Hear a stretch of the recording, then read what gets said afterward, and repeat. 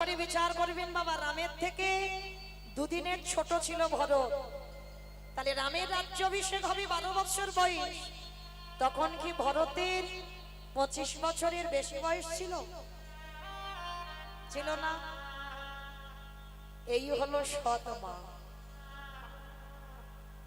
এই জায়গাটা একটু অনুভব করবেন মা, এখানে যদি কেউ সৎ মা থাকে। সৎ মা মানে কি গো? খারাপ মা। কি বাবা আমরা সমাজে কি বলি? সৎ মা মানে খারাপ মা বলি কি না বাবা?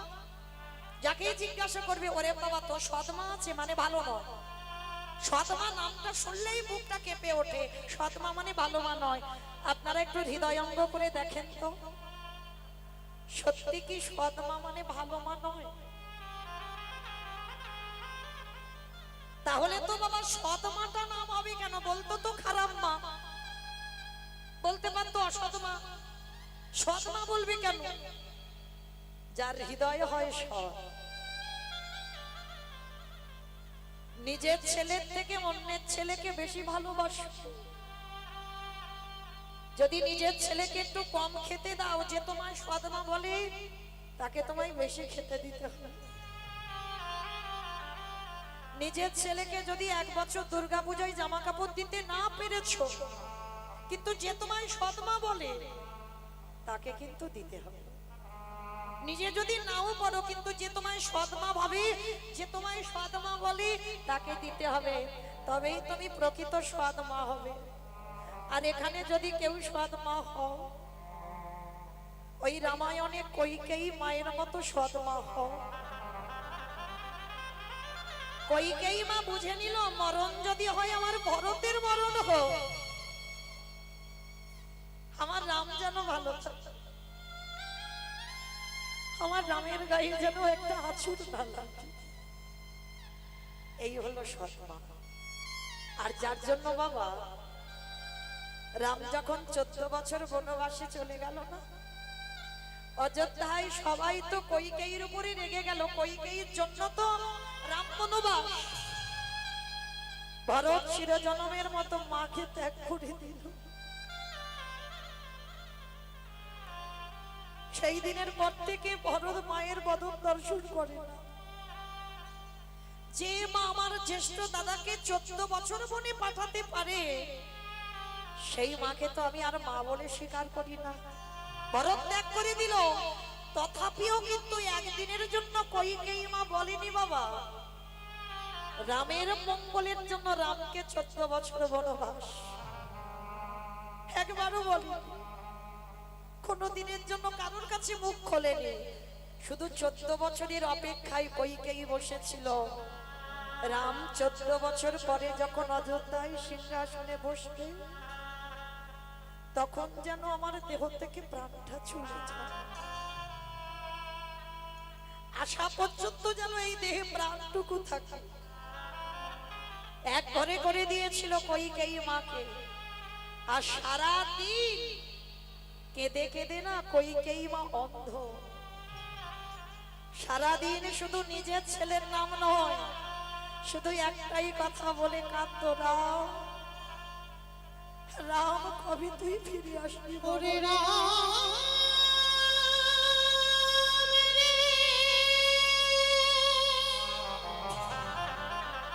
কতদিন হয়ে গেল তোর মধুর দর্শন দেখা,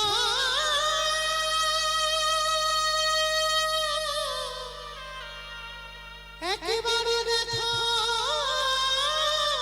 দে। আমি কোথায় গেলে তোকে পাবো বল বাবা? ওরে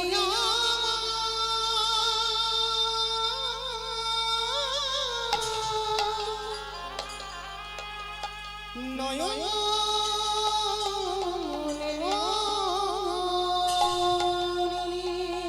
14 বছরের পরে যখন রাম অযোধ্যায় ফিরিল, দরজায় দাঁড়িয়ে চিৎকার করে শুধু ডাক দিয়েছিল, মা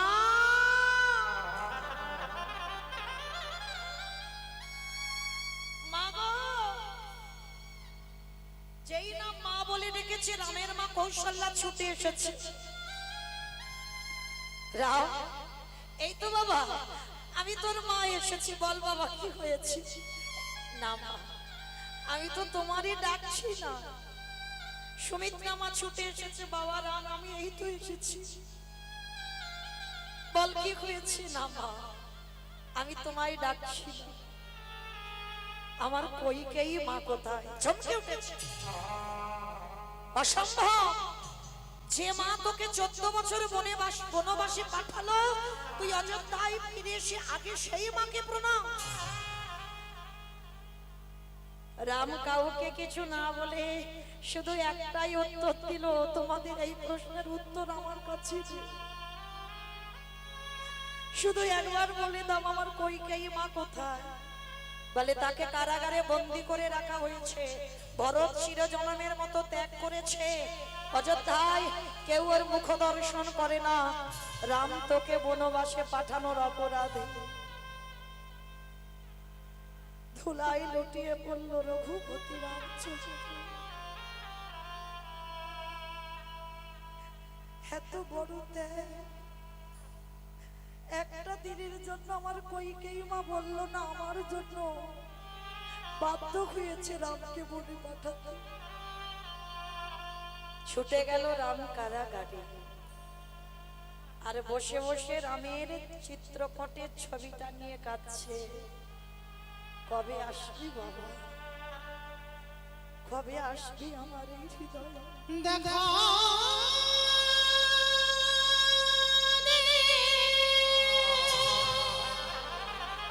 একবার দেখা দিও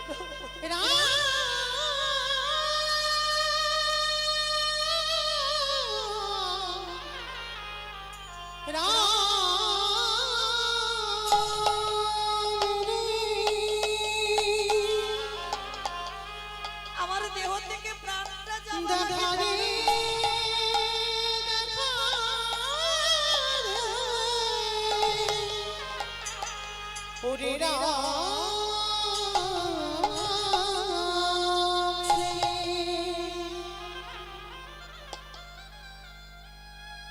রামচন্দ্র কারাগারে প্রবেশ করি বাবা, আছাড় খেয়ে একেবারে কইকেয়ী মার চরণে লুটিয়ে পড়েছে। আর যেই না ভগবানের মাথাটা কইকেয়ী মার চরণে, ও মায়েরা, পরশমণি পাথরের নাম শুনেছো? লোহাতে ঠেকালে বাবা লোহা সোনা হয়ে যায়।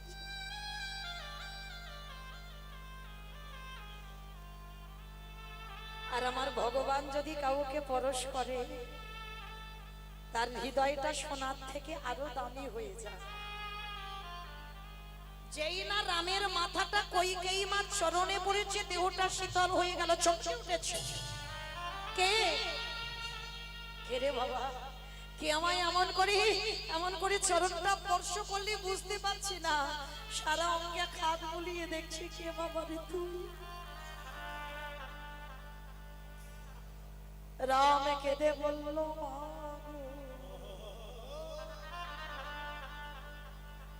আমি হলাম তোমার সেই হতভাগ্য সন্তান, যে সন্তানের জন্য আজ ভরত তোমায় ত্যাগ করল, যে রামের জন্য তুমি গোটা ত্রিভুবনে খারাপ হয়ে গেলে। এই জগতের জীবে সবাই তোমাকে কেউ ভালোবাসে না, সবাই জেনে গেল কইকেয়ী মা খারাপ মা। ওই কইকেয়ী মায়ের জন্য রাম গেল বনবাস। কে রে বাবা, আমি তোমার রাম। রাম এসেছিস, সর্বজ্ঞ হাত বুলিয়ে হৃদয়ে টেনে তুলে দিয়েছি। খোকা, এবার আমি মরেও শান্তি হব। এতদিন আমি এই দিনের অপেক্ষায় ছিলাম, কবে তুই আমার হৃদয়ে আসবি।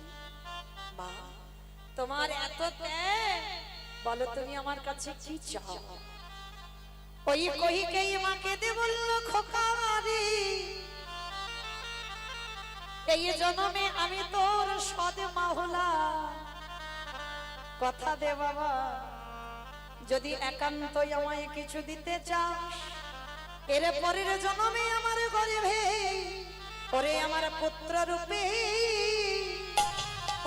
রূপে কোলে বসবি। আমি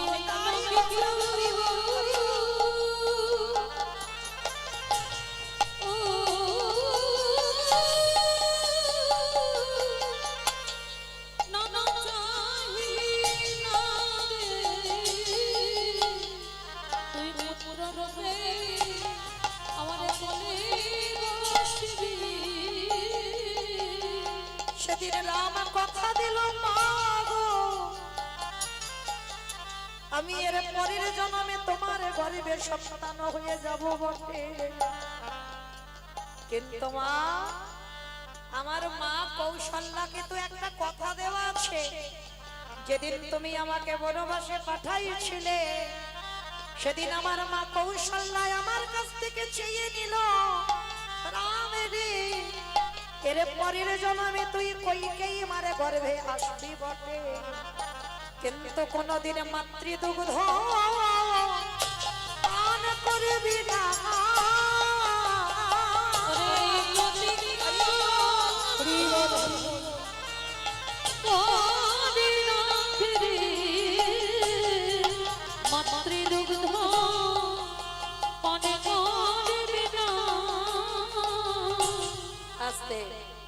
তো সেদিন আমার কইকেই মা বলেছিল, কথা দিলাম বাবা তুই যদি আমার স্তনদুগ্ধ পান নাও করি কিন্তু আমার পুত্র হয়ে তোমার কোলে আসবি। তাহলে সেই কইকেই মা বাবাকে হলো পরের জন্মে দেবকী মা, তাহলে করে মিলিয়ে নেবেন বাবা পর পর। ওই দেবকী মা হলো বটে ওই কংসের কারাগারে, ওই দেবকী মায়ের প্রথম ছোট ছোট পুত্র হলো, কংস মামার হাতে প্রাণ হারালো, সপ্তম গর্ভে এলো আমার বলরাম, বসুদেবের প্রথম পত্নী রোহিণীর গর্ভে চালনা হলো, অষ্টম গর্ভে এলো কৃষ্ণচন্দ্র, ওই ভাদ্র কৃষ্ণাষ্টমী তিথিতে বাবা বসুদেবে মাথায় করে নন্দালয়ে রেখে এলো। বাবা হিসেব গুলো ঠিক করে রাখবেন, প্রথম জন্মে দেখেন 8টা পুত্র সন্তান কেউ কোলে রইল না, কি বাবা আছে কি নেই?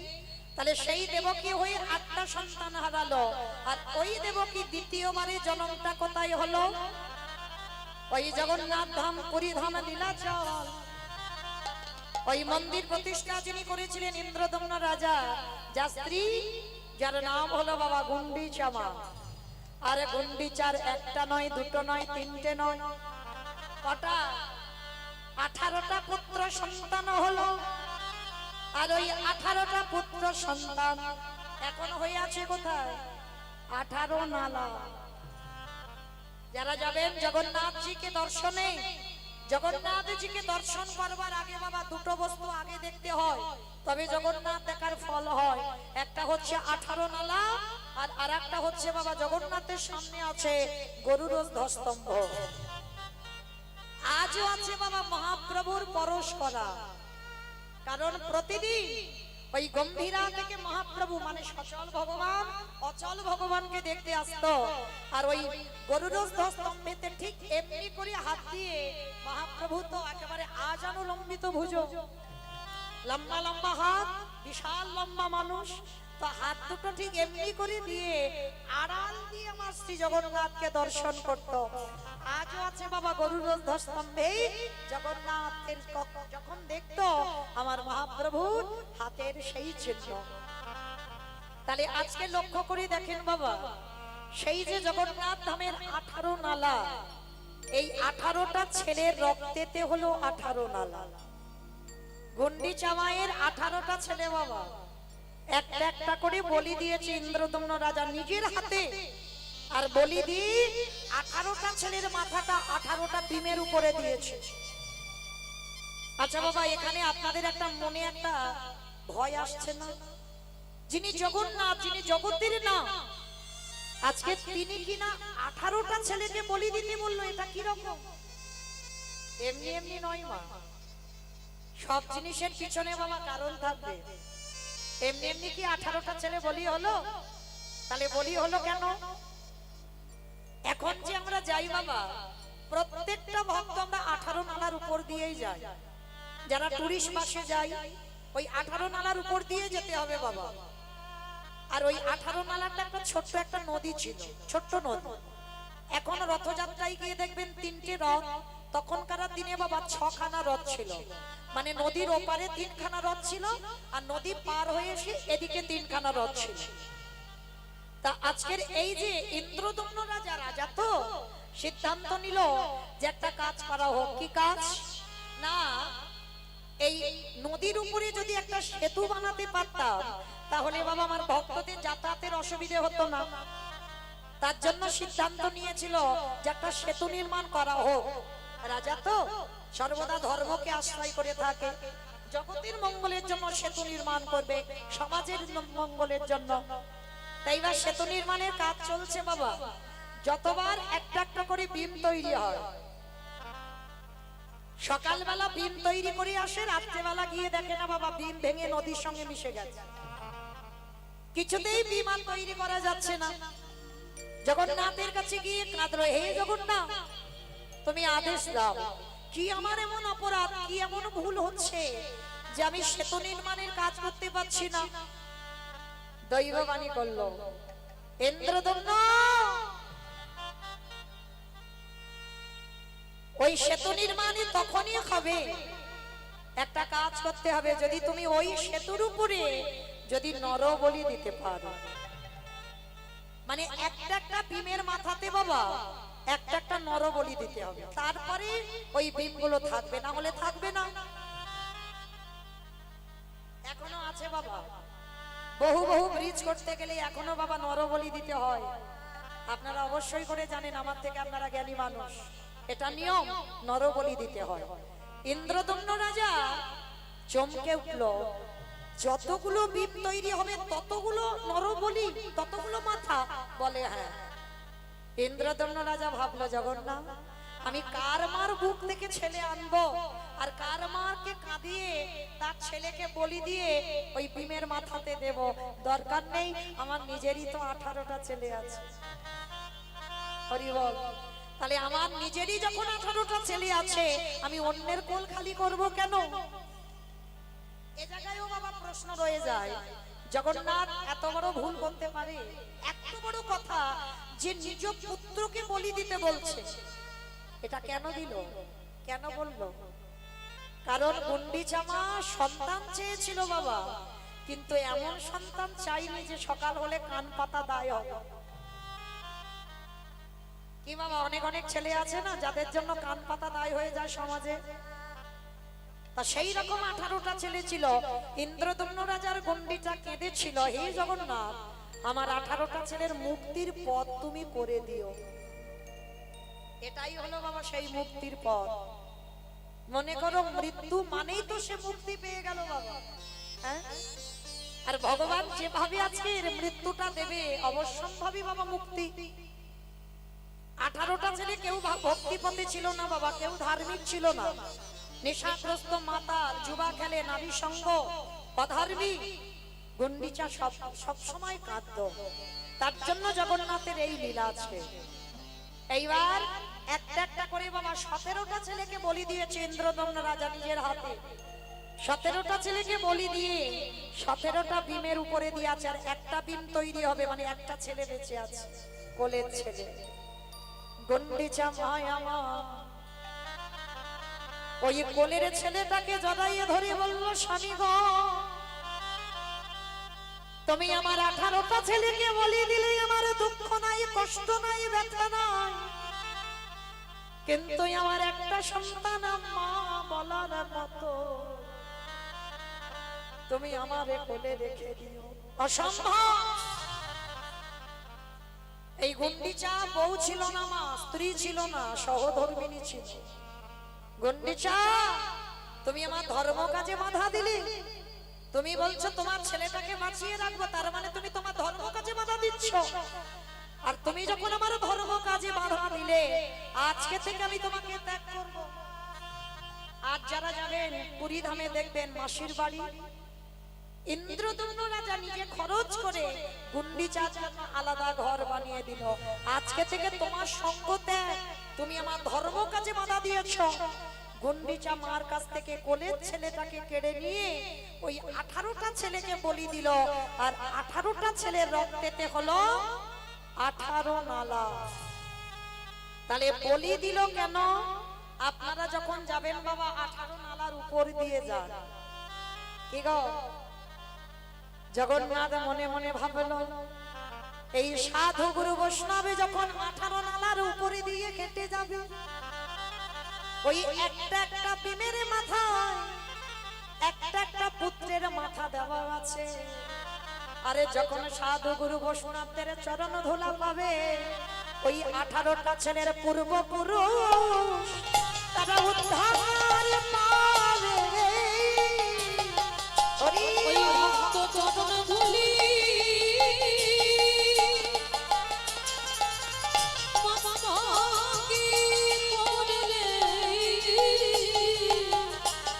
তাদের পূর্বপুরুষ উদ্ধার পাবে।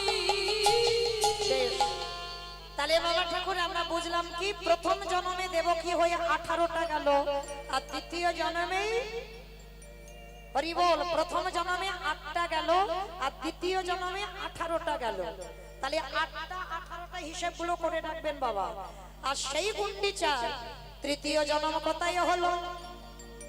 এই নদী আর মাঝি নীলাম্বর চক্রবর্তীর কন্যা শচী ঠাকুরানী হয়ে।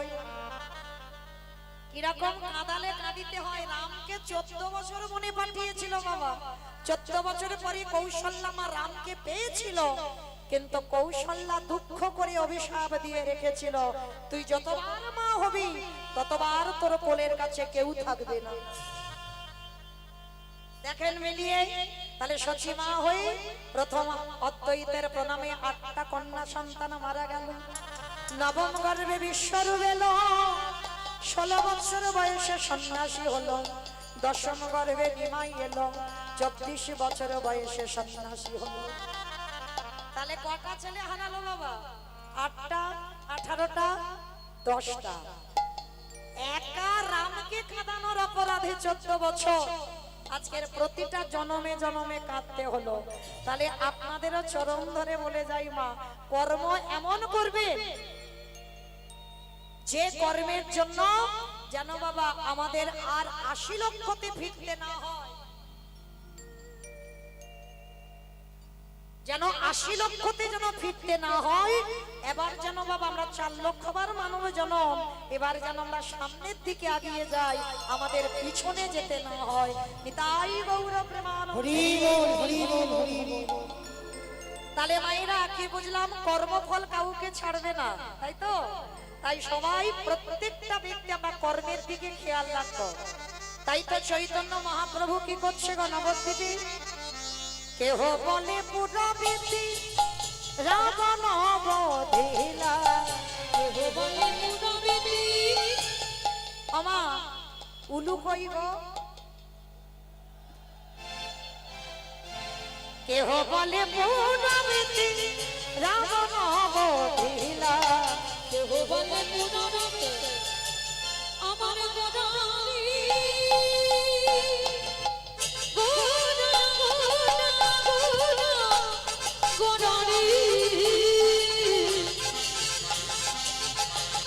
গোদা গোদা গোদা গোদারি গোদারি। ওই রাই গোদা হরি গোদা আমার গোদা গোদা রে। কেহ বলে পুরবীতি রাবণ বধিলা, বৈভবে লীলা প্রকাশ করিলা। ওই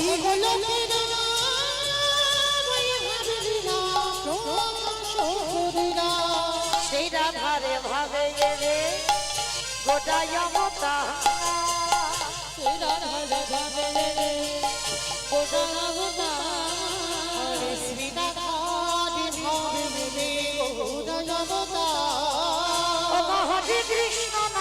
গৌর করিলা প্রসাদ ওই হরে কৃষ্ণ নাম করিলা ওই হরে কৃষ্ণ নাম গৌরে করিলা প্রচার। এইবারে লীলা প্রকাশ হলো এইবার লীলা প্রকাশ হলো এইবারে লীলা প্রকাশ এইবার লীলা প্রকাশ হলো লোকের বৈভবে লীলা প্রকাশ করিলা ওই বলতে বৈভব লীলা প্রকাশ করিলা ওই গোলকের বিভাবে লীলা প্রকাশ করিলা।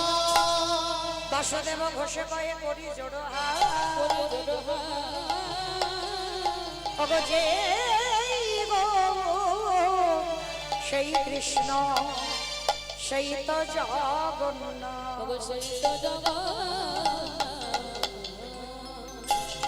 বাসুদেব ঘোষী কাহে এইবার লীলা প্রকাশে হলো। বাসুদেব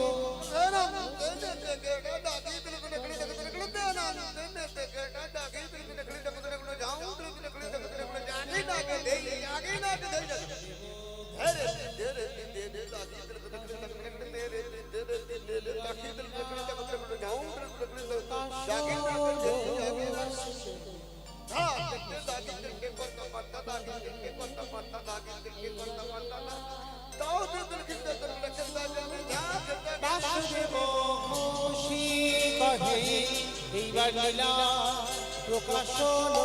বাসুদেব ঘোষে প্রকাশ হলো বাসুদেব ঘোষী কাহে এইবার লীলা রে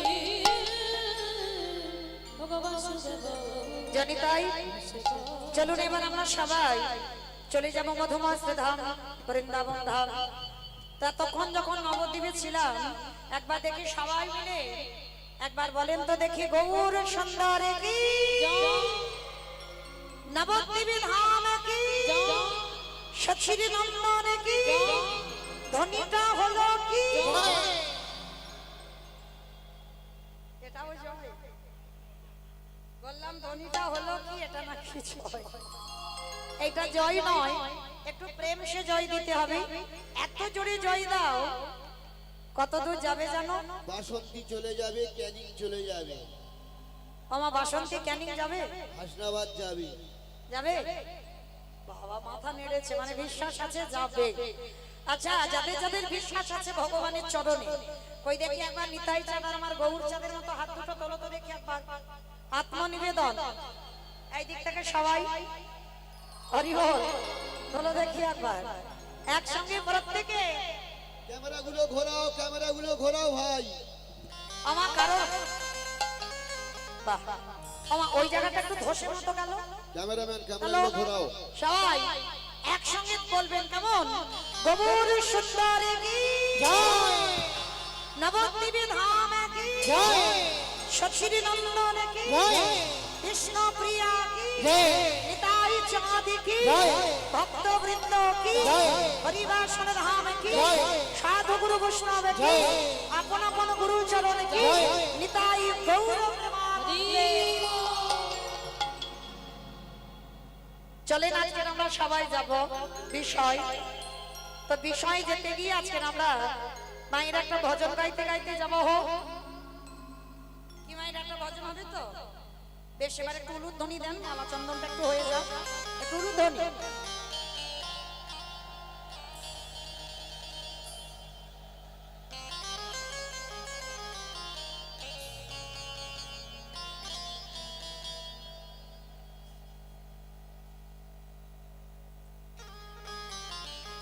আমার থেমে থেমে যাচ্ছে কেন একটু দাও জোরে প্রেম সে একটু উলুধ্বনি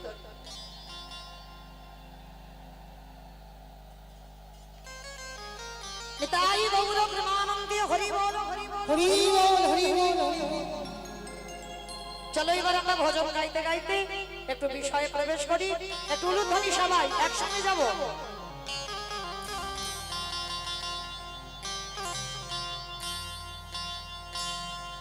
ও রাধিমে গোস্বামী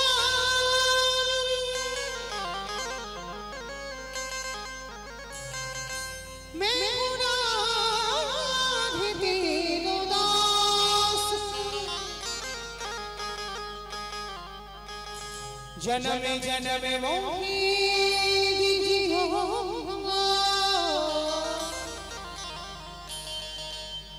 श्री वृंदावन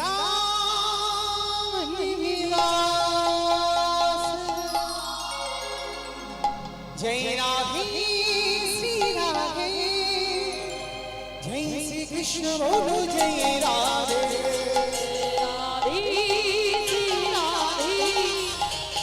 कृष्ण बोलो जय राधे बोलो जय राधे श्री राधे जय श्री कृष्ण बोलो जय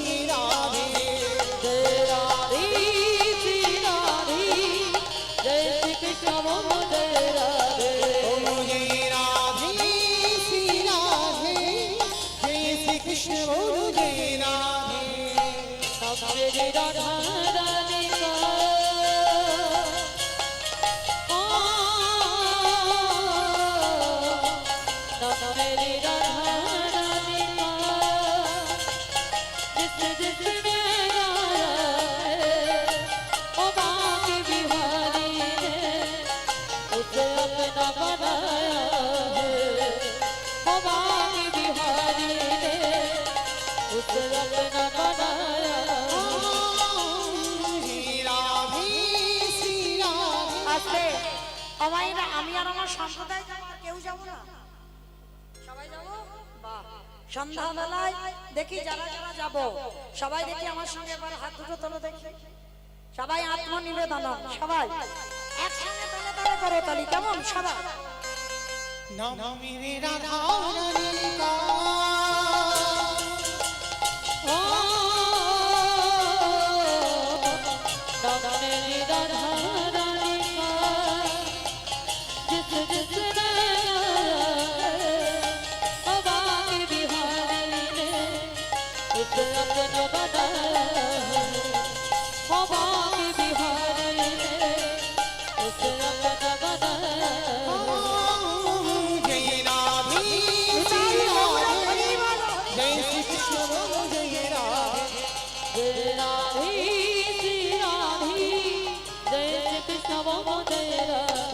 রাধে শ্রী রাধে শ্রী রাধে শ্রী রাধে সবাই সবাই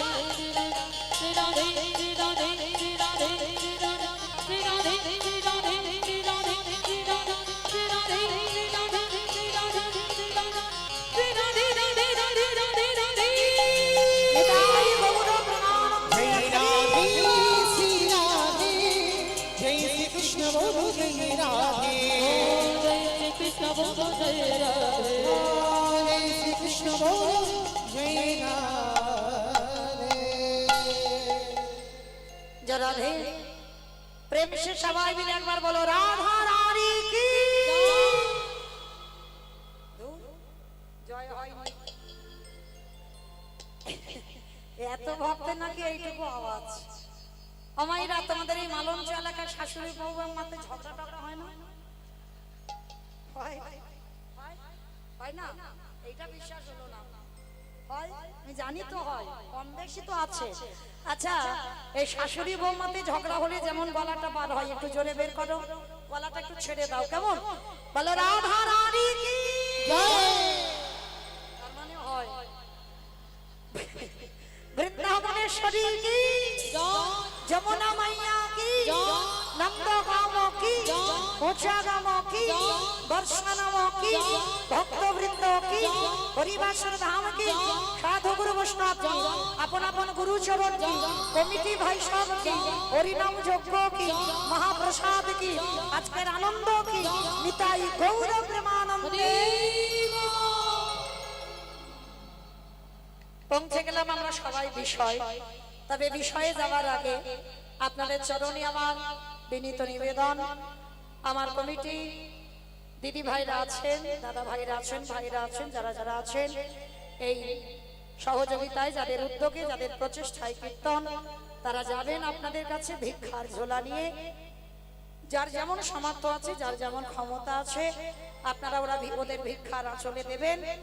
আপনাদের দান নিয়ে যেন এই হরিবাসর আরো দীর্ঘস্থায়ী হয়, আরো যেন বহু বহু কীর্তনিয়ারা নতুন নতুন আসতে পারে, এসে যেন আপনাদের সম্মুখে লীলা কীর্তন শ্রবণ করাতে পারে।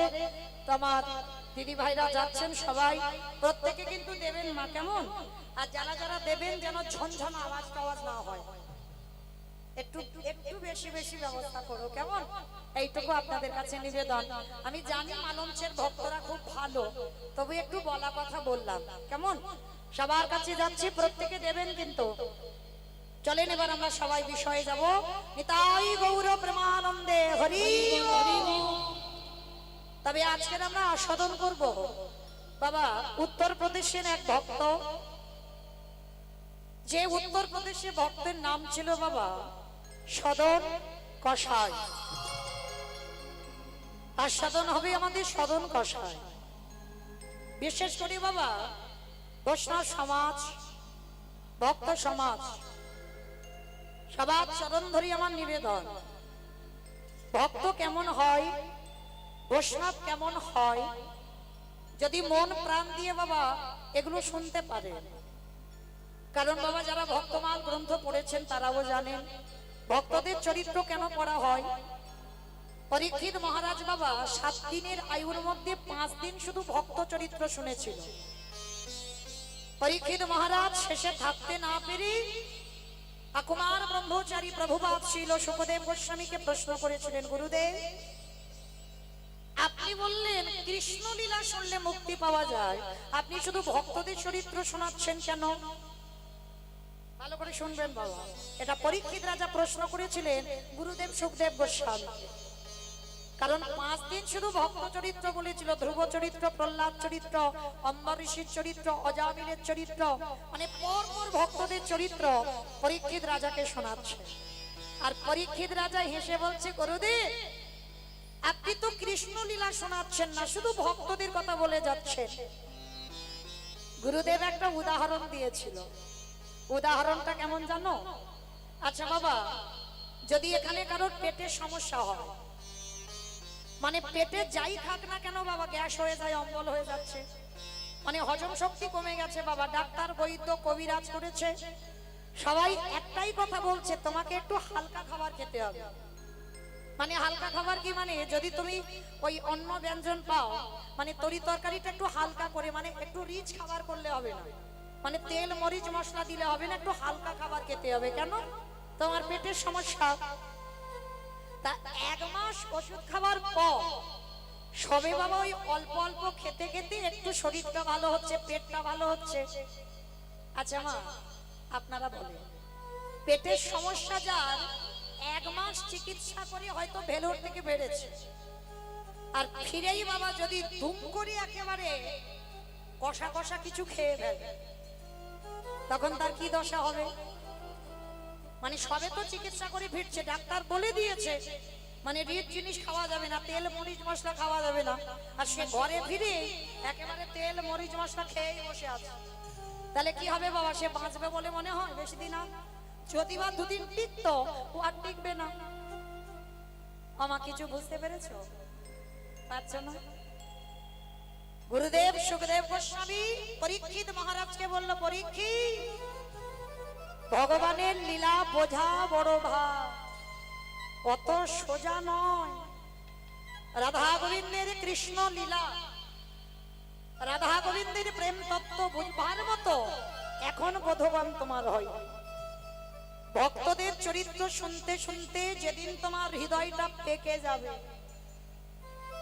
ভক্তদের চরিত্র শুনতে শুনতে যেদিন তোমার বিষয় বৈভব ত্যাগ হবে, ভক্তদের চরিত্র শুনতে শুনতে যেদিন তুমি কামনা বাসনা লোভ লালসা ত্যাগ করে দিতে পারবে, ভক্তদের চরিত্র শুনতে শুনতে যেদিন তোমার 2টো নয়ন হতে বাড়ি বিগলিত হবে, যেদিন তুমি মনে করবে ওই ভক্তদের অনুকরণে আমি চলবো, তার পরের দিন থেকে তুমি ভগবানের কৃষ্ণ নাম কৃষ্ণ লীলা শুনবার জন্য প্রস্তুতি নেবে। তাহলে 7 দিনের মধ্যে বাবা পরীক্ষিত রাজার চোখে জল আসতে টাইম লেগে গেল 5 দিন, বাকি ছিল 2 দিন, আর এই 2 দিন শুনিয়েছিল ভগবানের যত কৃষ্ণ লীলা। তাহলে আজকের আমরা সেই রকম একটা লীলা আস্বাদন করব বাবা। এই যে সদন কষাই, আচ্ছা আগে বলো তো মা, কষাই কাদের বলে? যারা ঘর বাড়ি তৈরি করে তাদের নাকি কষাই বলে, তাদের তো রাজমিস্ত্রি বলে। হ্যাঁ, যারা মাংস কাটে, বা বুদ্ধি খুলেছে, যারা মাংস কাটে। কে মায়েরা আপনারা কি বলেন? যারা মাংস কাটে তাদের তো কষাই বলে। প্রতিদিন যারা মাংসের দোকানে কত মুরগি কেটে দিচ্ছে তাদেরকে কষাই বলে। তো আজকের আমার আস্বাদন হবে লীলা সদন কষাই। একজন কষাই আস্বাদন করবি বাবা। ভগবান কোনোদিন মন্দিরে থাকে না, ভগবান থাকে ভক্তের হৃদয়। তবে সে কোন ভক্ত বাবা? এই আমাদের মতো ভক্ত। আমাদের মানে আপনাদের বলছি না মা, আমি আর আমার এই সম্প্রদায় কটার বলছি। এদের হৃদয়ে ভগবান বাস করবে না, ভগবান বাস করবে কোথায়? আজকে যদি লীলাটা মন দিয়ে শুনতে পারেন, আর যদি মন না থাকে তাহলে বুঝতে পারবেন ভগবান কোথায় বাস করে। এই লীলার মধ্যে আজকের প্রকাশ পাবে। এই সদন কষাই এদের পূর্বপুরুষ বাবা, এদের একটাই ব্যবসা ছিল, মাংসের ব্যবসা। এদের একটাই ব্যবসা, মাংসের ব্যবসা। মানে পূর্বপুরুষ থেকে এরা এই ব্যবসাই করে আসছে। কিন্তু সদন ছোটবেলা থেকে বাবা হৃদয়টা কৃষ্ণ প্রেমে পরিপূর্ণ। সর্বদাই সদনের হৃদয়ে কৃষ্ণ প্রেম, সর্বদা সদনের হৃদয়ে কৃষ্ণ ভক্তি। কিন্তু কেউ বুঝতে পারতো না বাবা, কেন জানো? এত লোক দেখানি ছিল না। যেমন মায়েরা আস্তে মা আস্তে, কথা নয় কথা নয়, এত গুনগুন আওয়াজ হচ্ছে, একটু বন্ধ করো, একটু বন্ধ করো গো, পায়ে পড়ে বলি, একটু বন্ধ করো, বড্ড আওয়াজ হচ্ছে। এই সদন কষাই পোশাকে ভক্ত ছিল না বাবা। এখন সমস্ত বাবা পোশাক দেখে চেনে। কি বাবা ভুল বললাম? দাদার সঙ্গে তিলক সেবা করা থাকবে, এই আমার মতো মোটা তুলসীর মালা গলায় থাকবে, গেরুয়া বসন থাকবে, প্রসাদ ভুজি হব শিখা থাকবে, তারপরে বুঝবো যে ভক্ত, না হলে ভক্ত নয়। আপনারা কি বলেন বাবা? নিজেদের বিবেক দিয়ে হৃদয়ঙ্গ করে বলে, ভক্ত কি এইগুলো দেখলে চেনা যায়? বৈষ্ণব এইগুলো দেখলে চেনা যায়? যদি এইগুলো দেখে বৈষ্ণব চিনবেন, তাহলে 12 জন বৈষ্ণবের মধ্যে বাবা বৈষ্ণবদের আচার্য হলেন পরম বৈষ্ণব বাবা ভোলানাথ। ভোলানাথের নাম আছে গলায় তুলসীর মালা, না আছে দাদার সঙ্গে তিলক সেবা, বাবা গেরুয়া বসন, এগুলো তো কিছুই নেই। অথচ বাবা সেই বাবাকে বলা হচ্ছে 12 জন বৈষ্ণবের মধ্যে সব থেকে বড় বৈষ্ণব। কেন? বাবা আভরণে বৈষ্ণব নয়, বাবার ভিতরটা ছিল বৈষ্ণব। পোশাকে কিছু হয় না বাবা, আগে ভিতরটা তৈরি করো বৈষ্ণবতা। ভিতর তৈরি করে তুমি বাইরেটা সাজাও। ত্রিনাদপি শনিষ্ঠিন তরুরিব সহিষ্ণুনা অমানিনা মানদেন কীর্তনীয় সদা হরি। হৃদয়টা ঘাসের থেকে আরো নরম করে দাও। ঘাসকে যেমন, ঘাসের উপরে আপনারা বসে আছেন, কই ঘাস একবারও কথা বলে মাথা তুলে বলছে যে তোমরা মৌমিতার কীর্তন শুনছো, শোনো, আমাদের এত কষ্ট করে চেপে বসে আছো কেন? যে গাছ আমাদের অক্সিজেন দেয়, অথচ বাবা সেই গাছের ডালপালাগুলো আমরা ছিটে দিই। গাছ একবারও মাথা তুলে বলে না যে আমি তোমাদের এত এত অক্সিজেন দিই, তোমরা আমার ডালপালাগুলো ছিটে দিচ্ছ কেন? ভক্ত যদি তুমি হয়েছ, বৈষ্ণব যদি তুমি হয়েছ, গাছের মতো বাবা সহিষ্ণুতা অর্জন করতে হবে। অমানিনাকে মান দিতে জানতে হবে। অমানিনা মানে যাকে জগতে কেউ সম্মান করে না, জগতে যাকে নিচু জাত বলে, ছোট জাত বলে, যাকে অসম্মান করে, সমাজ যাকে সম্মান করবে না, তুমি যদি ভক্ত হও তোমাকে তাকে কোল দিতে হবে। তোমার কাছে এগুলো বিচার হবে না, অমানিনাকে মান দিতে হবে, গাছের মতো সহিষ্ণুতা অর্জন করতে হবে, তৃণের মতো ওর থেকেও নরম হতে হবে। কেউ যদি হাজার কটু কথা বলে যায়, একটা গালে চড় দিলে বাবা আর একটা গাল বাড়িয়ে দেবে, মেরে দেখে নি। ভক্ত হলে কোন রাগ, অভিমান, দুঃখ এগুলো থাকে না। ভক্ত হতে গেলে মা একটা কথা বলে যায়, যদি জীবনে সুখ আসে, সুখে উৎফুল্ল হয়ে যায় না ভক্ত, আর যদি জীবনে দুঃখ আসে, সেই দুঃখেতে বাবা একেবারে লুটিয়ে পড়ে না। কারণ যারা ভক্ত তারা ভালো করে জানে সুখ ছিল কপালে, তাই সুখ এসেছে, আর দুঃখ এটাও আমার ছিল, তাই আমায় ভগবান দিয়েছে। তাহলে সুখের সময় আনন্দে নাচানাচি করে না, আর দুঃখের সময় একেবারে ধুলায় গড়াগড়ি গিয়ে কান্না কান্না করে না, এরাই হবে ভক্ত। সব সময় একই ভাব তাদের হৃদয়ে থাকে। তো এই সদন পোশাকে বাবা কোনোদিন বৈষ্ণব নয়, পোশাকে কোনোদিন ভক্ত নয়। আপনারাই বলেন না, কেউ যদি সারাদিন সকাল থেকে আর রাত 10টা পর্যন্ত শুধু ওই মাংস কেটে যায়, সারা দিন বাবা শরীরে রক্ত মাংস লেগে থাকে, কত গন্ধ, তাকে দেখলে মনে হবে ভক্ত। কিন্তু সদনের একটা অভ্যাস ছিল। কি অভ্যাস জানো? সর্বদা ওই মাংসের দোকানে মাংস বিক্রি করে আর মাংস কাটে, আর কি বলে জানো? ভোলি গৃহ সজ।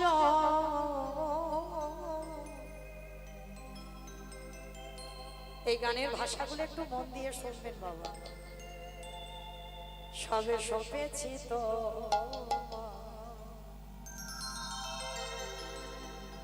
রাখো রাখো রাঙা পা হে শ্যামরা, রাখো রাখো রাঙা পা ভুলি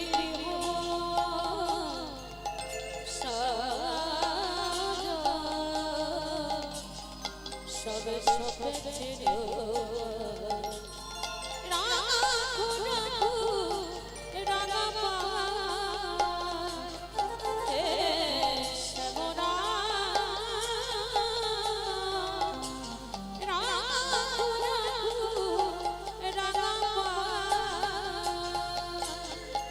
সংসারে মরুভূমি নাহি তোর ছায়া, নাম নীল দশা আনমে ঘুমায়া।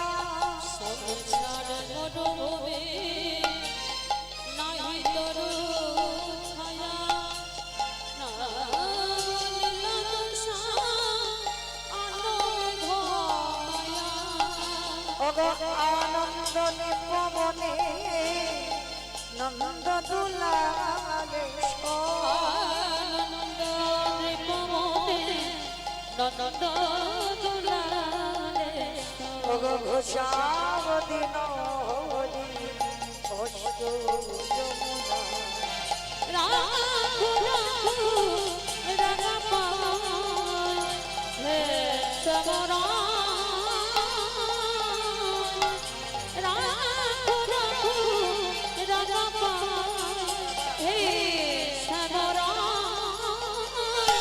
রাখো রাখো রাখো রাঙা পা।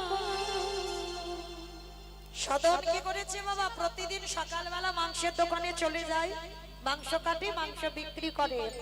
তো আজকের হঠাৎ রাস্তা দিয়ে যেতে যেতে অমাইরা রাস্তায় না একটা পাথর কুড়িয়ে পেয়েছে,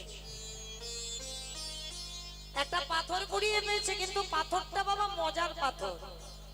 কিরকম মজার পাথর না? এই পাথরটা যদি মাংসের দোকানে কেউ 1 কিলো মাংস কিনতে আসে বাবা, পাথরটা 1 কিলো ওজন হয়ে যায়। আবার কেউ যদি 5 কিলো মাংস চায়, ওই একটাই পাথর 5 কিলো হয়ে যায়।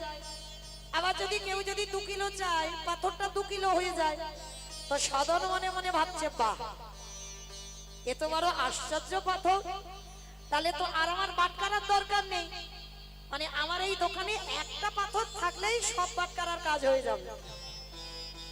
আচ্ছা মা, তোমাদের মালঞ্চ বাজারে যদি কোনো দোকানে এইরকম একটা বাটকারা পায় কেউ, তা সেই দোকানে একটা ভিড় হবে না বাবা? মানে একটা পাথর সব রকম, 5 কিলো 2 কিলো 1 কিলো 50, মানে যখন যা বলবে ওই পাথরটা তাই হয়ে যাবে। মনে আনন্দ, সদন মনে মনে ভাবছে যাক, অত অভিজ্ঞতা নেই তো। হরি বল। ভক্ত কেমন হয় দেখো, আমরা কত ভালোভাবে ভগবানের সেবা দিই, কুল কিনারা পাই না। ভগবানের কত মন্ত্র দিয়ে ডাকি, কুল কিনারা পাই না। আর সদনের চরিত্রটা একবার শুনে দেখবেন, ভক্ত হতে গেলে তার স্বভাব কেমন হওয়া উচিত। এইবার নুড়ি পাথরটা ওই দোকানের পাল্লার উপরে বাটকারা হিসাবে রেখেছে। প্রতিদিন সকাল সকাল ওই মাংসের দোকানে ভিড় হয়, আবার কেউ মাংস না কিনে বাবা পাথরটাকে দেখবার জন্য আসে, মানে আশ্চর্য পাথর। তো হঠাৎ একদিন সকালবেলা এক বৈষ্ণব ওই পথ দিয়ে যাচ্ছে, আর যেতে যেতে বাবা ওই পাল্লার উপরে ওই নুড়ি পাথরটাকে দেখতে পেয়েছে। আর যেই না নুড়ি পাথরটাকে দেখতে পেয়েছে, সঙ্গে সঙ্গে বৈষ্ণব বাবাজি ছুটতে ছুটতে এসেছে। সাধন, এই ছেলে, হাই হাই হাই হাই হাই গো, এই তুই কি করেছিস? হ্যাঁ, বলে কেন বৈষ্ণব ঠাকুর আমি কি করব? আরে আজকে তুই তোর এই মাংসের দোকানে এই পাথরটা পেলি কোথায়? কেন বাবাজি, আমি রাস্তায় আসছিলাম, আর আস্তে আস্তে ওই পাথরটা আমার পায়ে পড়েছিল, আর পায়ে পড়তে ওই নুড়ি পাথরটা কুড়িয়ে আমার দোকানে পাটকারা করেছে। কিন্তু জানো এর একটা আশ্চর্য আছে, কখন 5 কিলো হয়, কখন 2 কিলো হয়, কখন 150, মানে যখন যেটা বলি পাথর সেটাই হয়ে যায়। বৈষ্ণব ঠাকুর বললেন, ওরে তুই বড় পাপ করে ফেলেছিস, তুই বড় অপরাধ করে ফেলেছিস। বলে কেন? বলে এটা সাধারণ কোন নুড়ি পাথর নয়, এটা হলো শালগ্রাম শিলা। বৈষ্ণব ঠাকুর চিনতে পেরেছে ওটা শালগ্রাম শিলা। আর যেই না শালগ্রাম শিলা চিনতে পেরেছে, আর সদনকে যেই না বলেছে, সদন শোনা মাত্র চমকে উঠেছে। বাবা ঠাকুর, আপনি এটা কি বলছেন?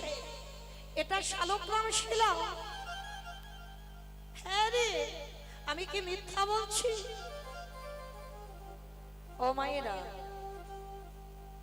ভগবান চিনবে কি করে আর ভক্ত চিনবে কি করে? ভক্ত পোশাকে নয়,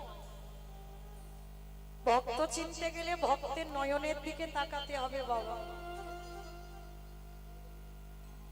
নয়নের দিকে তাকালেই বুঝতে পারবে বাবা, ভক্ত চেনা যাবে। যার একবার কৃষ্ণ নামে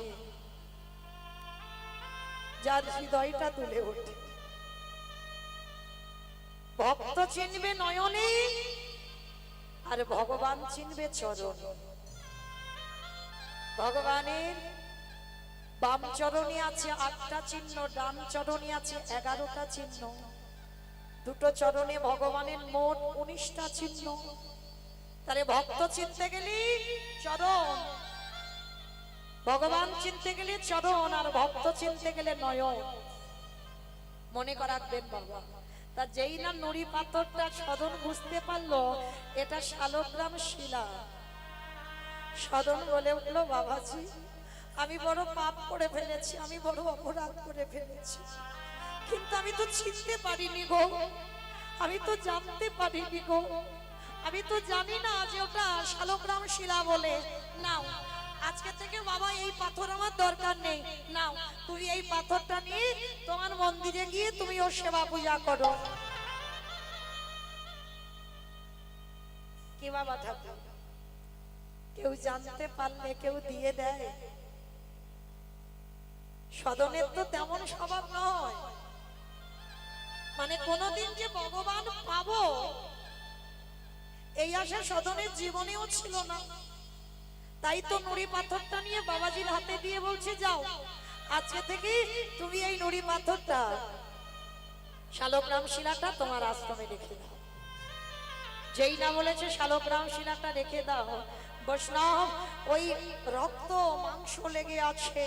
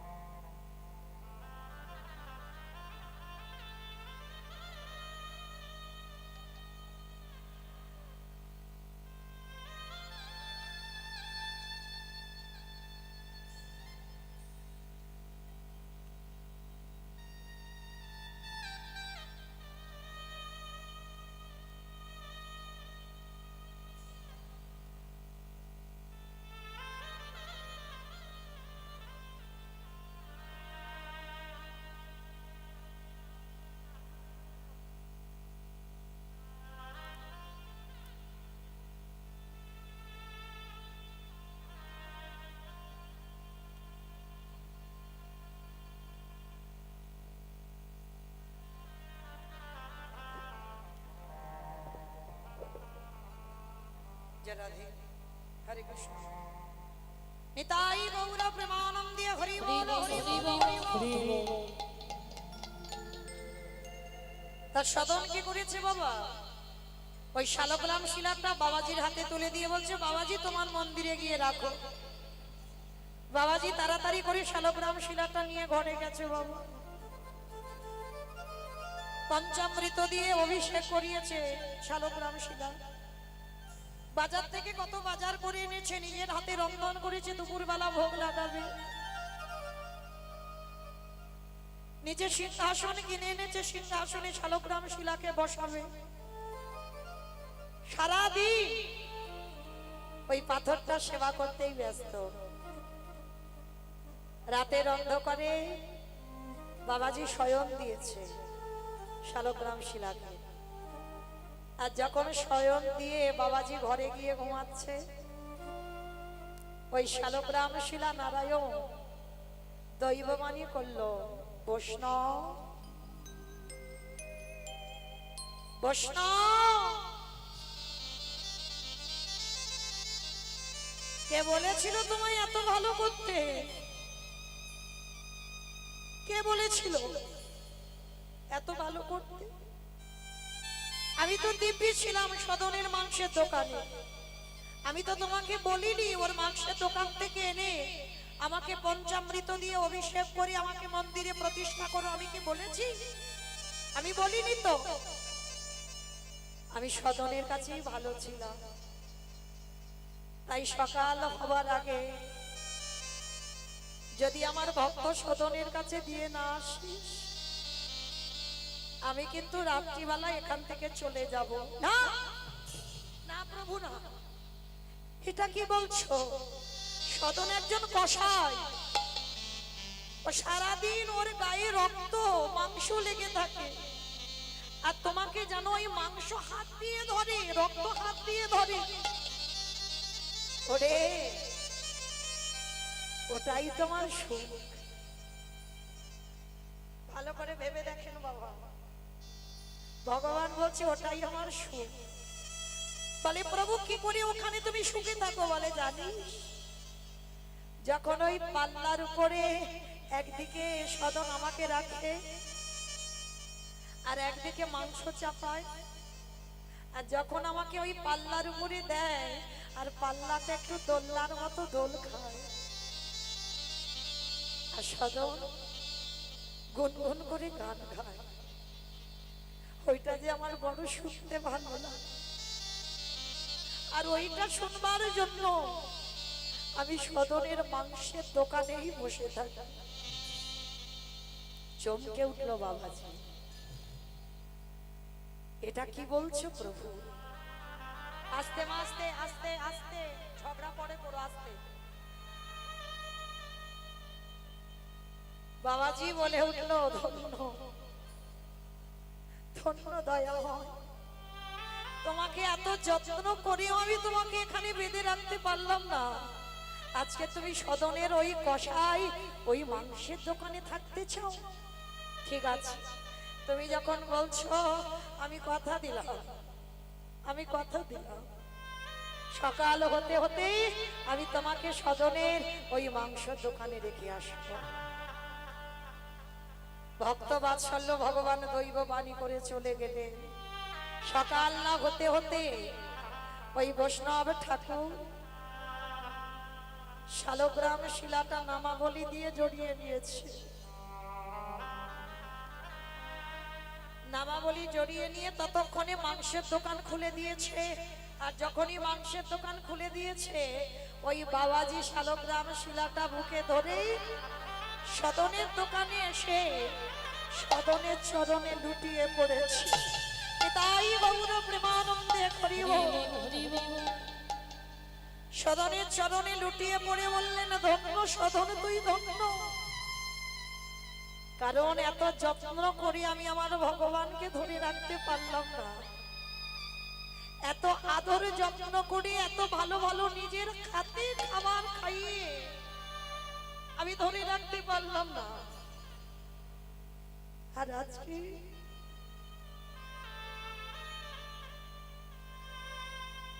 তুই মাংসের দোকানে বসে সারা জীবনের মতো আমার ভগবানকে কি দিবি? ধন্য সদন। এ কি করছো বাবাজি? আমার আমার চরণ ছুঁয়ো না, আমার চরণ স্পর্শ করো না, এতে আমার অপরাধ হবে। ছু। এতদিন আমি মন্ত্রে তন্ত্রে ডেকে পাইনি, আজকে থেকে আমি তোর চরণ সেবা করব। আমার ভগবান সিংহাসন ছেড়ে তোর মাংসের দোকানে থাকবে বলেছে। শালগ্রাম শিলাটা নিয়ে সদনের হাতে মাংস রক্ত লেগে আছে। বাবাজি ওই শালগ্রাম শিলাটা নিয়ে সদনের হাতে তুলে দিয়েছে। সদন ওই ভগবানকে কোনোদিন তো বুঝতে পারিনি, কোনোদিন ভগবান কেন দেখেনি বাবা। ভগবানকে বক্ষে জড়াইয়ে ধরে সদন কাঁদে আর বলে, হে দয়া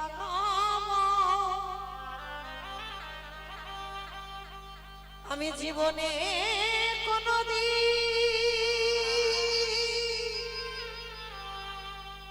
আমি জীবনে কোনোদিন তোমায় ডাকিনি, তোমায় পাবো বলে জীবনে কোনোদিন ভাবিনি। তুমি কিনা সেই আমার জন্য ওই রাজ সিংহাসনে ত্যাগ করি আমার মাংসের দোকানে ছুটে ও গো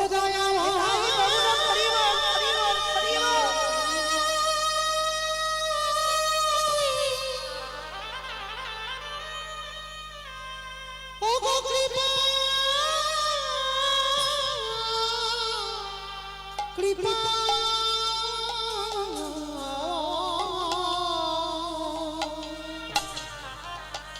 একেবারে কৃপা করো,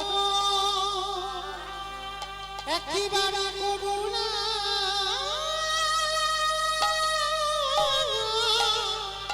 করো। তবে শোনো দয়াময়, আজকে তুমি যদি আমার জন্য রাজ সিংহাসনে ত্যাগ করে তুমি যদি আমার মাংসের দোকানে আসতে পারো, আমিও কথা দিলাম আজকে থেকে আমি এই মাংসের ব্যবসা বন্ধ করে দেব।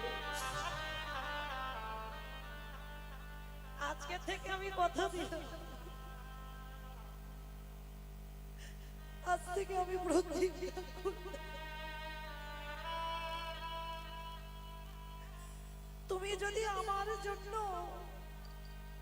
সিংহাসন ত্যাগ করে আসতে পারো, আমিও কথা দিলাম আজকে থেকে আমার এই পূর্বপুরুষের ব্যবসা, এই মাংসের ব্যবসা আমি আর করব না। শালগ্রাম আমার শিলাটাকে বুকে নিয়ে কাঁদে আর বলে, হে দয়াময়, জীবনে কোনোদিন তোমায় চিনি না, সেই যদি কৃপা করে ধন দিলি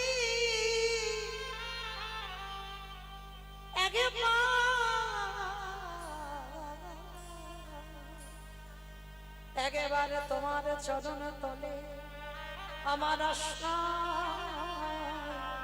আস্থায় রাখে। ও গো দয়াময়,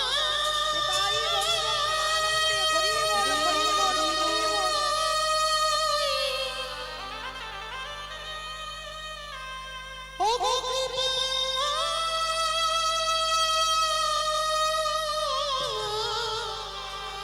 কৃপা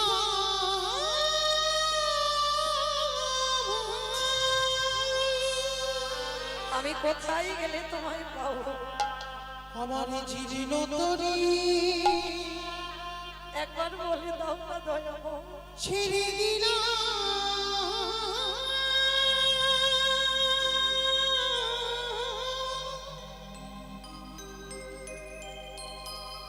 ও গো আকুল দারি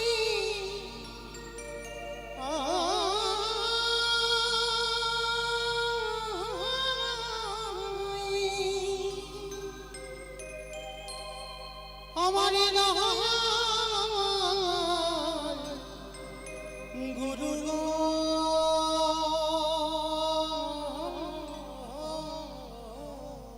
একবার তোমার চরণে আশ্রয় দাও।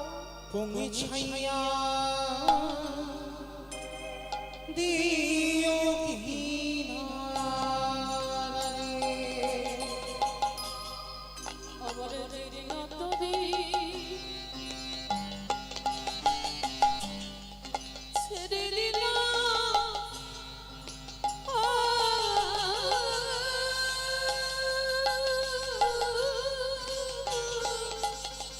আমি যে বড় পাপী গো দয়াময়। ওই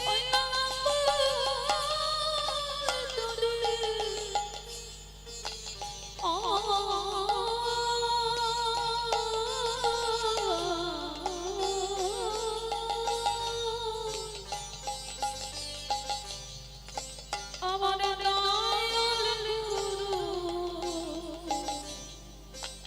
গুরু গো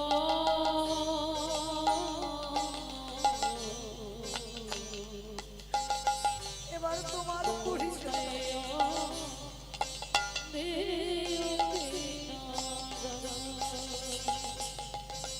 দয়ালে তুমি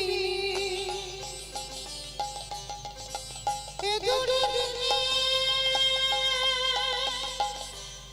কে আছে ধরা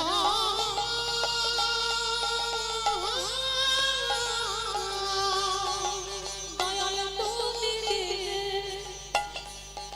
আমার দুর্দিনে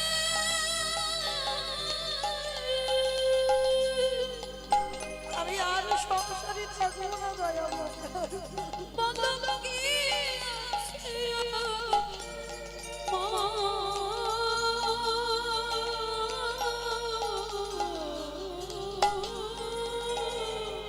আমার সেখানে থাকলে পাওয়া যায় না। গুরু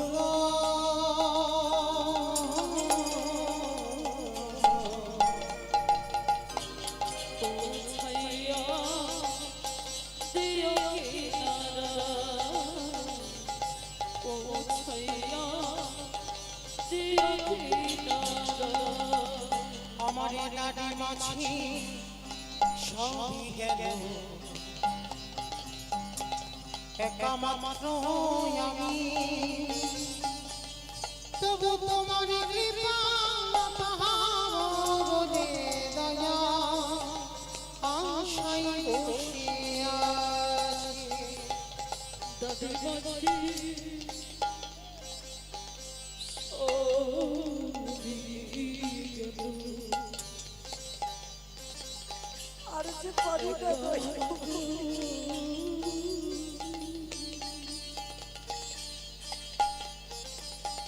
তবু তোমার কৃপা ও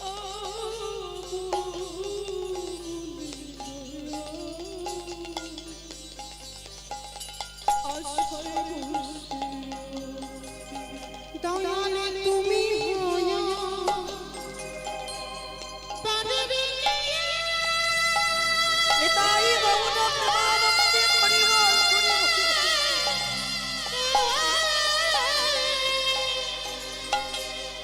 আমার জীবন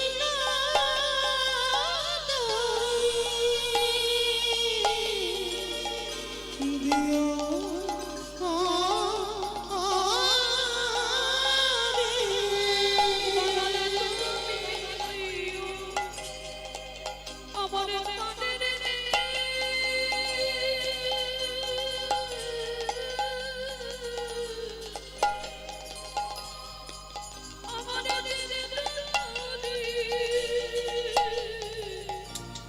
দিও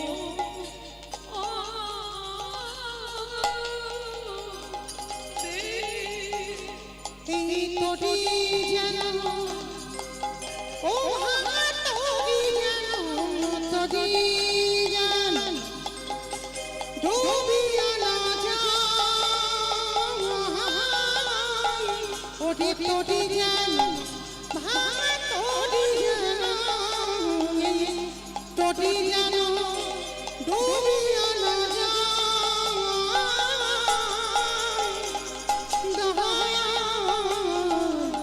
গুরু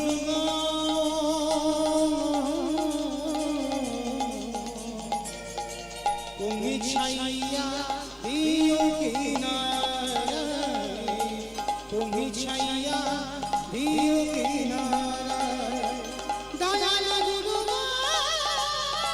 নিতাই গৌর প্রেমানন্দে হরি বল।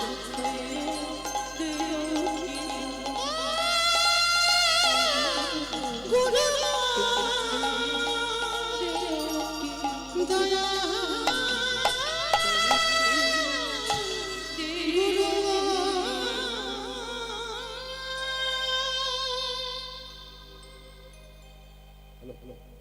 হরে কৃষ্ণ।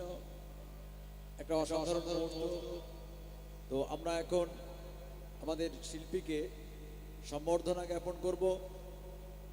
শিল্পীকে সম্বর্ধনা জ্ঞাপন করবেন মালঞ্চ হরিনাম সেবা সমিতির মহিলা কমিটির সদস্যা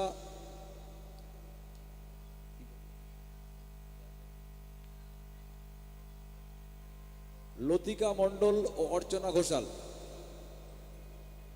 লতিকা মণ্ডল ও অর্চনা ঘোষাল শিল্পী মৌমিতা ঘোষকে উত্তরীয় ও মোমেন্টো দিয়ে সম্বর্ধনা জ্ঞাপন করবেন। বিশেষ ঘোষণা, যারা সেবার ঘরে দায়িত্বে আছেন তাদের উদ্দেশ্যে বলছি, আপনারা সেবার ঘরে চলে যান এবং নিজ নিজ দায়িত্ব বুঝে নিয়ে কাজে লেগে পড়ুন। যারা সেবার ঘরে দায়িত্বে আছেন আপনারা সেবার ঘরে চলে যান। সমস্ত ভক্ত মণ্ডলীর উদ্দেশ্যে আমাদের ঘোষণা, আপনাদের জন্য সেবার ব্যবস্থা আছে, আপনারা প্রত্যেকেই সেবা পাবেন। এখানে কেউ সেবা না করে যাবেন না। আর যারা সেবার ঘরে দায়িত্বে আছেন আপনারা ওখানে চলে যান। ঘোষণাটি শেষ হলো। এখন কীর্তনিয়া মৌমিতা ঘোষকে উত্তরীয় ও মোমেন্টো দিয়ে সম্বর্ধনা জ্ঞাপন করছেন আমাদের এই মহিলা কমিটির সদস্যা লতিকা মণ্ডল ও অর্চনা ঘোষাল। তাড়াতাড়ি।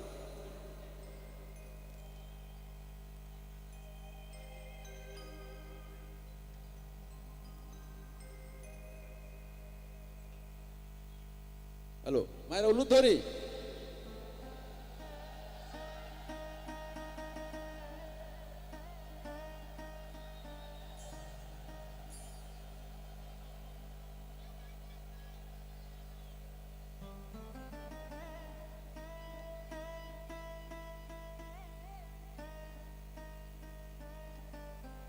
নিতাই গৌর কৃষ্ণ প্রেমানন্দে হরি হরি বল হরি বল। যারা সেবার ঘরে দায়িত্বে আছেন আপনারা ওখানে চলে যান।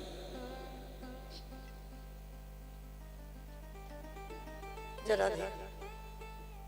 আজকে সেই সদন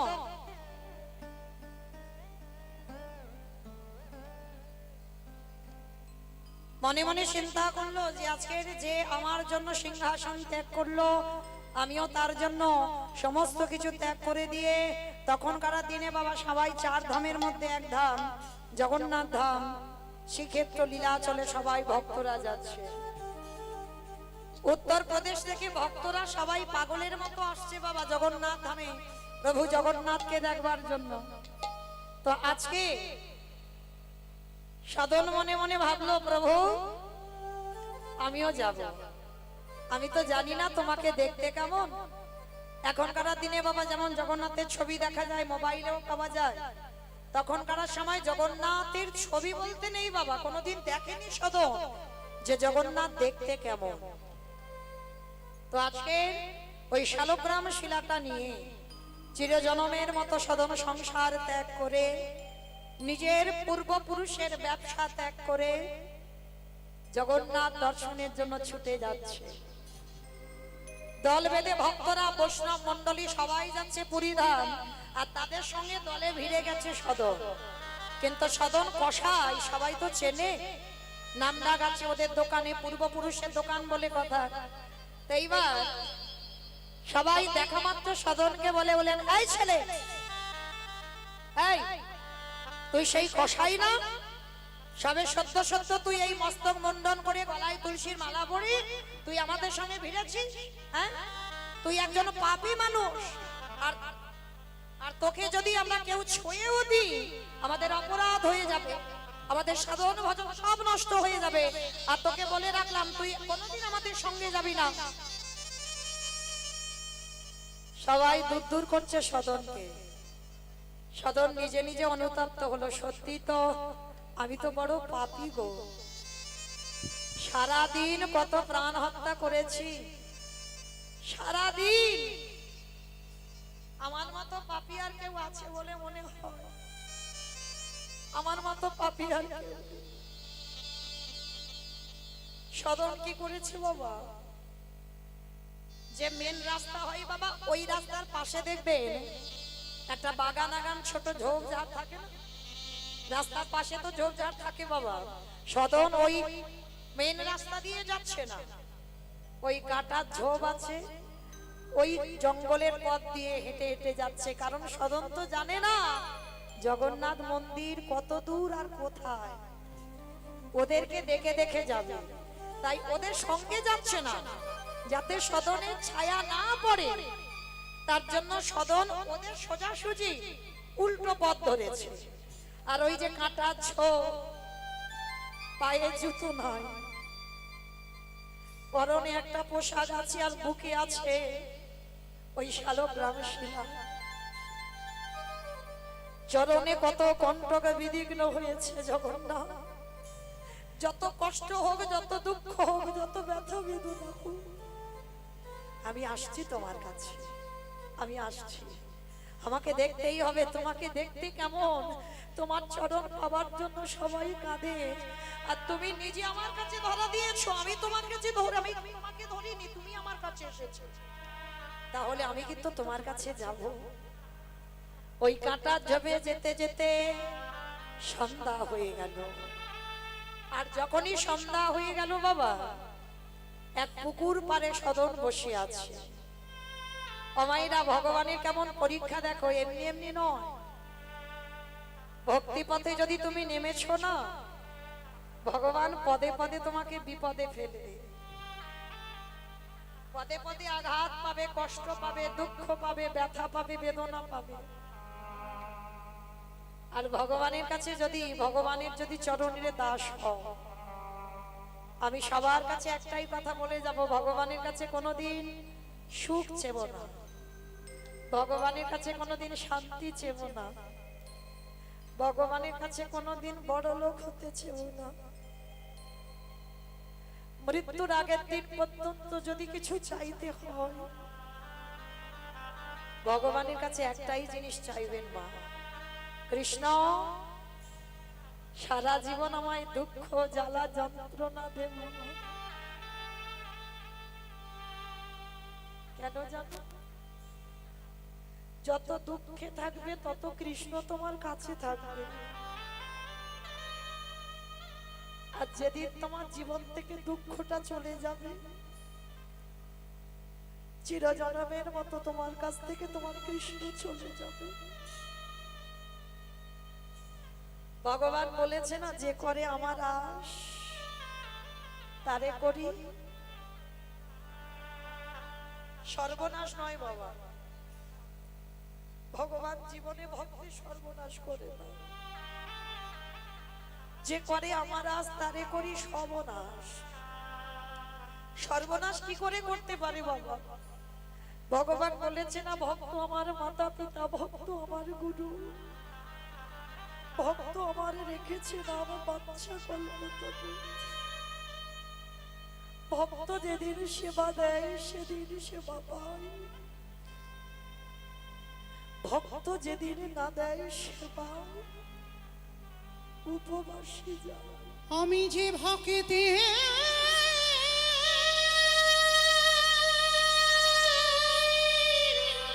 তাই গৌর প্রেমানন্দে হরি বল, হরি বল, হরি বল। আমি যে ভক্ত বড় ভালো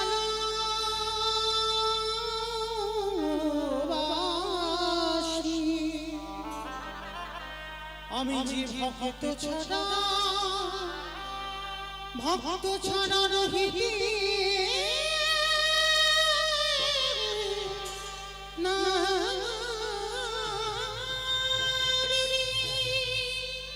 তাহলে ভগবান ভক্তির জীবনে সর্বনাশ করে না, সব নাশ করে। কি নাশের কথা বলেছে ভগবান? আত্মীয় পরিজন বন্ধু বান্ধব জায়গা জমি গাড়ি বাড়ি যত সম্পত্তি ভগবান একে একে নাশ করে নেয়। তারপরেও যদি তুমি আমার গোবিন্দ চরণ না ছাড়ো, তারপরে ভগবান বললেন আমি হয়ে যাই সেই দাসে অনুদাস। হরি বল। আজকে সদনকে কেমন ঘষে নিচ্ছে দেখো। এমনি এমনি ভগবান ধরা দেয়নি, কিন্তু ধরা দিয়েও ভগবান কেমন শাস্তিটা দেবে দেখো। পুকুর পাড়ে বসে আছে, সন্ধ্যা হয়ে আসছে। পুকুরের অপর দিকে এক নবসদ্য বিবাহিতা কন্যা কলসিটা কাকে নিয়ে জল আনতে এসেছে, খুব রূপবতী। পরবর্তী শিল্পী দেবনারায়ণ পাল ও তার সম্প্রদায় তৈরি থাকার জন্য বলা হচ্ছে, মন্দিরে চলে আসার জন্য বলা হচ্ছে, মন্দিরে। আর খুব রূপবতী, আর সেই রূপবতী ওই সদনকে দেখে বাবা ভালো লাগলো। আর সদনকে দেখে যখনই ভালো লেগে গেল না, সঙ্গে সঙ্গে সদন কি করেছে দেখো। সদন একটা সাদা পোশাক আছে, মস্তক মণ্ডল, ভেবেছে বাবাজি মানুষ। তো সেই নবসদ্য বিবাহিতা কন্যাটা বলে উঠলো, শোনো ও বাবাজি, সন্ধ্যা হয়ে এসেছে, আর এরকম পুকুর পাড়ে বসে থাকবে সারা রাত, রাত্রিটা আমার বাড়িতে কাটাবে। ওই নবসদ্য বিবাহিতা কন্যাটার হৃদয়ে বাবা কাম লালসা জাগরিত হলো, সদনকে দর্শন করি। ইচ্ছা জাগলো একটা রাত ওই পুরুষটাকে যেন আমি আমার করে পাই। কিন্তু সদন বুঝতে পারলো না বাবা, সোজা সরল ছেলে তো, ওই সরলতা নিয়ে ওই নারীর ঘরে প্রবেশ করলো। আর নারীর ঘরে প্রবেশ করতে রাতের অন্ধকারে যে ঘরে শয়নে গেছে সদন, আর শয়নে যেতেই বাবা রাতের অন্ধকারে ওই নারী এসে সদনকে প্রস্তাব দিল, বাবাজি ও বাবাজি, তোমাকে আমি এমনি এমনি এখানে আশ্রয় দিইনি। আজকের এই রাত্রিবেলা তুমি আমাকে গ্রহণ করো। আর যেই না বললো গ্রহণ করো, সঙ্গে সঙ্গে সদন চমকে উঠলো, না না, অসম্ভব। আমি যে আপনাকে মা বলে সম্বোধন করেছি, আর আমি যদি মা বলে সম্বোধন করি, অসম্ভব। আমি কোনো মতেই আমি আপনাকে গ্রহণ করতে পারি না।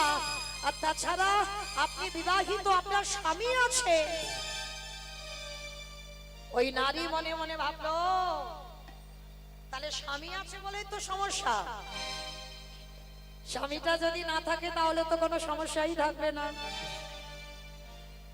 বাবা, এখনকার সমাজ যেমন তখনও ছিল সমাজ, তখনের থেকে এখন বেশি কঠিন। ওই নারী মনে মনে ভাবলো, স্বামী আছে বলে ওই পুরুষ আমাকে গ্রহণ করতে পারছে না। তাহলে যদি স্বামীটা যদি চির জনমের মতো বাবা ওকে বিদায় দিই, তাহলে তো আর আমাকে গ্রহণ করতে অসুবিধা হবে না। স্বামী রাতের অন্ধকারে ঘুমিয়ে আছে, ওই নারী গিয়ে কি করেছে জানো? ধারালো চকচকে অস্ত্রটা দিয়ে ওই ঘুমন্ত স্বামী ঘুমিয়ে আছে, আর নিজের হাতে ওই অস্ত্রটা দিয়ে স্বামীর মস্তকটা ছেদন করে দিল। আর যেই না স্বামীর মস্তকটা ছেদন করে দিয়ে সেই অস্ত্রটা রক্ত মাখানো অবস্থায় ওই নারী এনে দেখাচ্ছে, এই নাও বাবাজি। সমস্যা ছিল না যে আমার স্বামী ছিল বলে আপনি আমাকে গ্রহণ করতে পারবেন না, তাহলে স্বামীকে নিজের হাতে হত্যা করেছি, এবার আমাকে তো গ্রহণ করতে অসুবিধা হবে না। চমকে উঠল সদন, হে জগন্নাথ, এটা তুমি আমার কোন বিপদে ফেলে দিলে গো? আমি তো তোমার কাছে এটা চাইনি কোনোদিন, তুমি না চাইতে এটা কি করলি আমার সঙ্গে? কিন্তু অসম্ভব, আমি দিতে পারি না। কিন্তু বাবা সেই নারীকে গ্রহণ করলো না বলে প্রতিজ্ঞা করলো, সকাল হলে সবাইকে ডেকে ডেকে বলবো, তুমি আমাকে পাবার লালসায় তুমি নিজের হাতেই আমার স্বামীকে হত্যা করেছো। মিথ্যা বদনাম সদনের কাঁধে চাপিয়ে দিল। সকালবেলা সবাইকে ডেকে এক জায়গা করলো, বাবা এই নারীরা রাখলে রাখতে পারে, মারলে মারতে পারে। দেখেন কি করলো সদনের সঙ্গে। সকালবেলা বলল, শোনো, আজকের এই পুরুষ আমাকে গ্রহণ করবার জন্য রাতের অন্ধকারে আমার ঘরে থাকতে চাইলো, থাকতে দিলাম, আর নিজের হাতেই আমার স্বামীকে হত্যা করলো। গ্রামের লোকজনেরা বিচার দিল, এই ও যে হাতে ওর স্বামীকে হত্যা করেছে তাহলে ওকে দণ্ড দিতে হবে। সদন বলে উঠল, দণ্ড দাও তাতে অসুবিধা নাই, কিন্তু মৃত্যু দণ্ড দিও না, কারণ মরার আগে আমি একবারে জগন্নাথকে দেখতে চাই। বলে তাহলে একটা কাজ করো, ওর দুটো হাত কেটে নাও। হাত বাহির করে দিল, কেটে দিল সদনের দুটো হাত।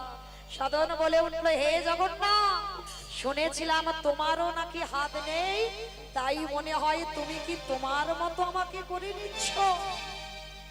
দুটো হাত কেটে দিল, আর সেইখান থেকে গন্ডি দিতে দিতে ওই পুরীধাম জগন্নাথজির কাছে গিয়ে দাঁড়ালো। আর জগন্নাথের কাছে গিয়ে যেই না দাঁড়িয়েছে, জগন্নাথের মনে আনন্দ।